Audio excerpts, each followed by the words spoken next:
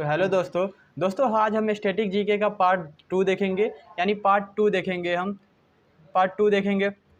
हमने जो है पार्ट 1 बताया है, पार्ट 1 जो हमने बता दिया है स्टैटिक जीके का, और हमने ये भी बताया था कि स्टैटिक जीके का क्वेश्चन जो है हर एग्जाम में, लगभग हर एग्जाम में पूछे जाते हैं, चाहे रेलवे हो, बैंकिंग, एसएससी, सीजीएल, हर क्षेत्र में जो है स्टैटिक जीके से क्वेश्चन पूछे जाते हैं। स्टैटिक जीके वैसे जीके होते हैं जो कभी चेंज नहीं होते हैं, यानी बहुत कम चांसेस होता है उसको चेंज होने का, लेकिन बहुत ही कम चांसेस होता है उसे चेंज होने का। स्टैटिक जीके कभी चेंज नहीं होता है, बहुत ही कम रेयर होता है जो चेंज होता है। इसलिए आज हमें स्टैटिक जीके बताएंगे। स्टैटिक जीके का पहला जो हमने जो पहला पार्ट कराया है अपने चैनल पर स्टडी IQ 07 पे, और ये दूसरा पार्ट है इसका। और जो है ज़्यादा टाइम ना वेस्ट करते हुए बढ़ते हैं अपने पहले क्वेश्चन की तरफ। तो पहला क्वेश्चन है कि what gases can be found on certain, यानी सर्टेन ग्रह जो शनि ग्रह है, यानी शनि ग्रह के पास जो है कौन से गैस पाए जाते हैं, यानी शनि ग्रह के पास कौन से गैस पाए जाते हैं। क्वेश्चन है कि शनि ग्रह के पास कौन से गैस पाए जाते हैं, तो हाइड्रोजन और हीलियम पाया जाता है। कौन सा गैस पाया जाता है? हाइड्रोजन और हीलियम पाया जाता है। इसमें हाइड्रोजन पाया जाता है तो 94% हाइड्रोजन पाया जाता है। कितने परसेंट पाया जाता है हाइड्रोजन? तो 94% हाइड्रोजन पाया जाता है। और जो है और 6% हीलियम पाया जाता है। कितने परसेंट हीलियम पाया जाता है? 6% हीलियम पाया जाता है। और 94% हाइड्रोजन पाया जाता है और 6% हीलियम पाया जाता है। और उसी प्रकार सूर्य के पास भी हाइड्रोजन हीलियम होता है। उसी प्रकार सूर्य के पास भी क्या होता है? हाइड्रोजन और हीलियम होता है। हाइड्रोजन होता है और हीलियम होता है।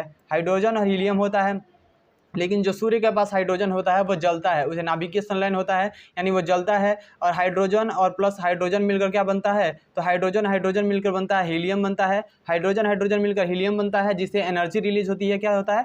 एनर्जी रिलीज होती है। एनर्जी रिलीज होती है। एनर्जी रिलीज होती है जो हमारे तक आती है, जो हमें एनर्जी मिलती है वो क्या होता है? नाभिकीय संलयन से मिलता है। यानी जो शनि ग्रह के पास कितने नाइट्रोजन पाए जाते हैं, तो शनि ग्रह के पास कौन से गैस पाए जाते हैं? तो हाइड्रोजन हीलियम पाए जाते हैं। हाइड्रोजन 94%, जबकि हीलियम 6% पाया जाता है। उसी प्रकार सूर्य के पास भी हाइड्रोजन हीलियम पाए जाते हैं। उसी प्रकार क्या होता है? सूर्य के पास भी हाइड्रोजन हीलियम पाए जाते हैं। हाइड्रोजन सूर्य के पास पाया जाता है तो 75% हाइड्रोजन पाया जाता है, जबकि हीलियम पाया जाता है तो सूर्य के पास जो है 24% हीलियम पाया जाता है। और ये हाइड्रोजन हाइड्रोजन मिलकर हीलियम बनाते हैं, जिससे एनर्जी रिलीज होती है। यह एनर्जी हमारे तक पहुंचती है। हाइड्रोजन हाइड्रोजन मिलकर हीलियम बनती है, जिससे एनर्जी हम रिलीज होती है। यह एनर्जी हमारे तक पहुंचती है। यह एनर्जी क्या होती है? हमारे तक पहुंचती है। और ये किससे होता है? ये नाभिकीय संलयन से होता है। किससे होता है? नाभिकीय संलयन, जिसे इंग्लिश में न्यूक्लियर फ्यूजन कहते हैं, यानी न्यूक्लियर फ्यूजन कहते हैं। न्यूक्लियर फ्यूजन कहते हैं, यानी नाभिकीय संलयन। इसे हिंदी में क्या कहेंगे? इसे कहेंगे नाभिकीय संलयन।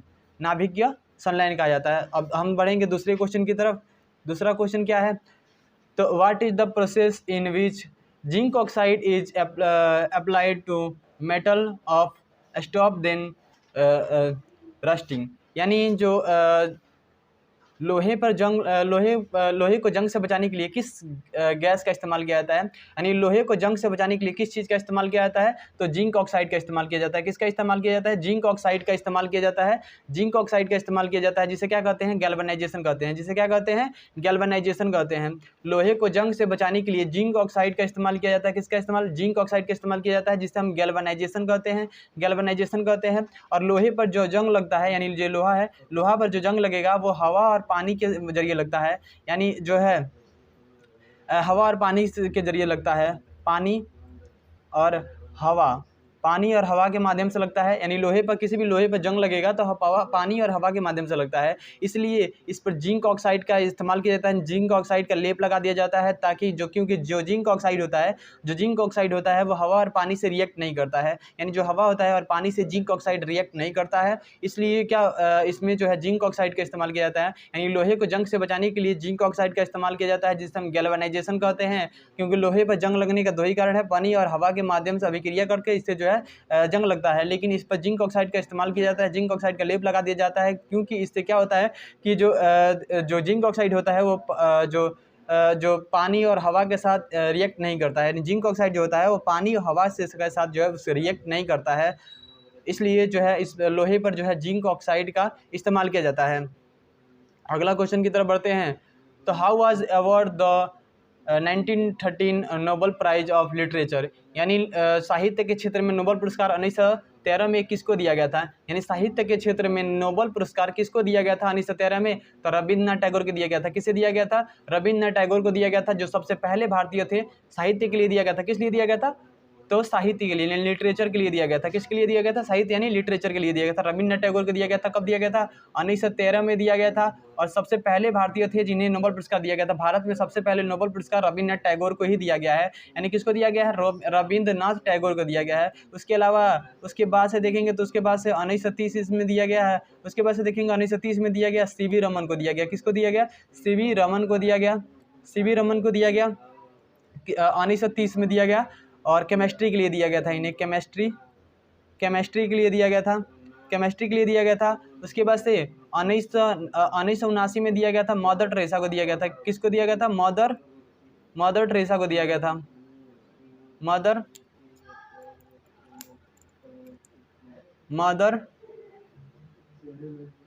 टेरेसा को दिया गया था, मदर टेरेसा को दिया गया था, नोबेल पुरस्कार दिया गया था 1979 में। उसके अलावा उसके बाद से दिया गया था 1998 में दिया गया था, 1998 में दिया गया था तो अमृत्य सेन को दिया गया था। उसके बाद से 2014 में दिया गया था, 2014 में किसको दिया गया था, 2014 में दिया गया था कल्याण सत्यार्थी को दिया गया था। किसे दिया गया था, कल्याण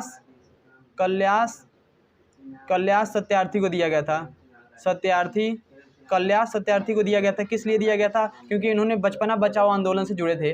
किस लिए दिया गया था कल्याण सत्यार्थी को, क्योंकि ये बचपना बचाओ आंदोलन से जुड़े थे। जो छोटे छोटे बच्चे मजदूर जो काम पर लगाए गए थे उन्हें बाहर निकाले थे, लगभग 6000 मजदूरों को वो जो है इस चीज़ से बाहर निकाले थे। इसलिए जो है इन्हें 2014 में जो है नोबेल पुरस्कार इन्हें दिया गया, कल्याण सत्यार्थी को दिया गया था। 1913 में दिया गया था रविन्द्रनाथ टैगोर को, जो सबसे पहले भारतीय थे जिन्हें नोबेल पुरस्कार दिया गया था। उसके अलावा दिया गया था तो 1930 ईस्वी में दिया गया था सीवी रमन को दिया गया था केमिस्ट्री के लिए। उसके बाद से 1998 में अमृत्य सेन को दिया गया था। उसके बाद से 2014 में कल्याण सत्यार्थी को दिया गया था, बचपना बचाओ आंदोलन से जो जुड़े थे। और रविन्द्रनाथ टैगोर ने ही राष्ट्रीय गान को लिखा है। किसने लिखा है राष्ट्रीय गान को, राष्ट्रीय गान को किसने लिखा है, रविन्द्रनाथ टैगोर ने ही लिखा है। इसलिए इन्हें साहित्य के क्षेत्र में बहुत बड़े जो लिटरेचर थे, इसलिए इन्हें जो है रविन्द्रनाथ टैगोर को साहित्य के लिए सबसे पहले इन्हें नोबेल पुरस्कार 1913 में दिया गया था। और अगले क्वेश्चन की तरफ बढ़ते हैं। How many fundamental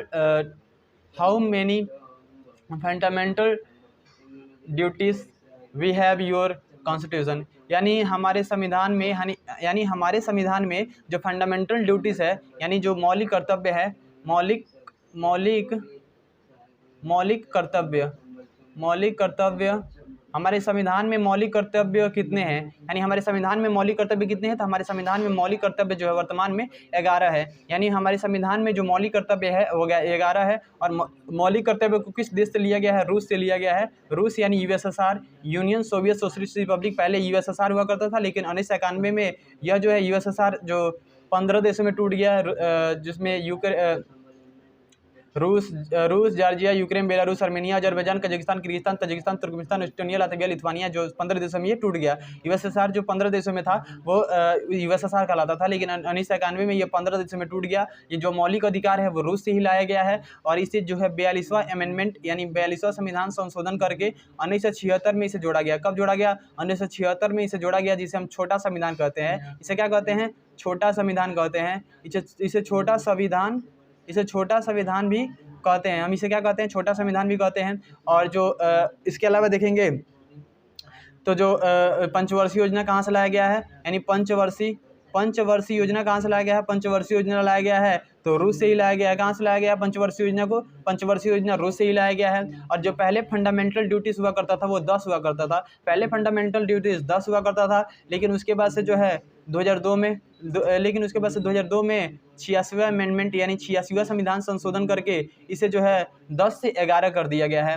और जो फंडामेंटल ड्यूटीज़ के बारे में, फंडामेंटल ड्यूटीज़ यानी मौलिक कर्तव्य के बारे में हमारे संविधान में लिखा गया है तो भाग 5 के ए में लिखा गया है। कहाँ लिखा गया है, भाग 5 के ए में लिखा गया है। इसके अलावा देखेंगे the father of Indian services किसे कहा जाता है, यानी भारतीय सेवा का पिता किसे कहा जाता है, यानी भारतीय सेवा का पिता किसे कहा जाता है, भारतीय सेवा का पिता किसे कहा जाता है, किसे कहा जाता है तो सरदार वल्लभ भाई पटेल को कहा जाता है। यानी father of all India services यानी भारतीय सेवा का पिता किसे कहा जाता है तो सरदार वल्लभ भाई पटेल को कहा जाता है। पूछेगा कि आईएएस का पिता किसे कहा जाता है, इंडियन सिविल सर्विसेज का पिता किसे कहा जाता है, तो इंडियन सिविल सर्विसेज का पिता कहा जाता है तो लॉर्ड वेलेस्ली को कहा जाता है। किसको कहा जाता है? लॉर्ड वेलेस्ली को कहा जाता है, लॉर्ड वेलेस्ली को कहा जाता है। और इसके अलावा देखेंगे तो अगला क्वेश्चन देखेंगे, तो अगला क्वेश्चन है तो name of operation that lead to the operate death of Osama bin Laden, यानी ओसामा बिन लादेन को मारने के लिए अमेरिका ने कौन सा ऑपरेशन चलाया था, यानी ओसामा बिन लादेन को मारने के लिए अमेरिका ने कौन सा ऑपरेशन चलाया था, तो ऑपरेशन चलाया था ऑपरेशन नेपच्यून स्पेयर चलाया था। यानी अमेरिका ने जो ओसामा बिन लादेन को मारने के लिए कौन सा ऑपरेशन चलाया था, ऑपरेशन नेपच्यून स्पेयर चलाया था। क्योंकि 2001 में ओसामा बिन लादेन, अमेरिका का मानना है कि ओसामा बिन लादेन यानी अलकायदा की मदद से उन्होंने जो है अमेरिका के वर्ल्ड ट्रेड सेंटर पर आक्रमण किया था, जिसमें अमेरिका के लगभग 3,000 से अधिक लोग मारे गए थे। इसी का जवाब देने के लिए अमेरिका ओसामा बिन लादेन को मारना चाहता था, इसलिए अमेरिका ने ओसामा बिन लादेन को मारने के लिए ऑपरेशन चलाया, जिसे ऑपरेशन नेपच्यून स्पेयर कहा जाता है। और नेपच्यून स्पेयर कहा जाता है। और जो ओसामा बिन लादेन छुपा था, कहाँ छुपा था Osama bin Laden? Osama bin Laden कहाँ छुपा था? ओसामा बिन लादेन छुपा था तो वो पाकिस्तान के एबटाबाद में छुपा था, एबटाबाद में छुपा था। कहाँ छुपा था? एबटाबाद में छुपा था, एबटाबाद में छुपा था, पाकिस्तान के एबटाबाद में छुपा था। और 2 मई 2011 को इसे जो फांसी दे दिया गया था। 2 मई 2011 को इसे मार दिया गया था, फांसी दे दिया गया था, ओसामा बिन लादेन को फांसी दे दिया गया था। और पाकिस्तान का जो पाकिस्तान की खुफिया एजेंसी है, जिसे ISI कहा जाता है, ISI कहा जाता है, इसका फुल फॉर्म होता है तो इंटर सर्विसेज इंटेलिजेंस, इसका फुल फॉर्म होता है। पाकिस्तान का जो खुफिया एजेंसी ISI है उसका नाम है तो इंटर सर्विसेज इंटेलिजेंस।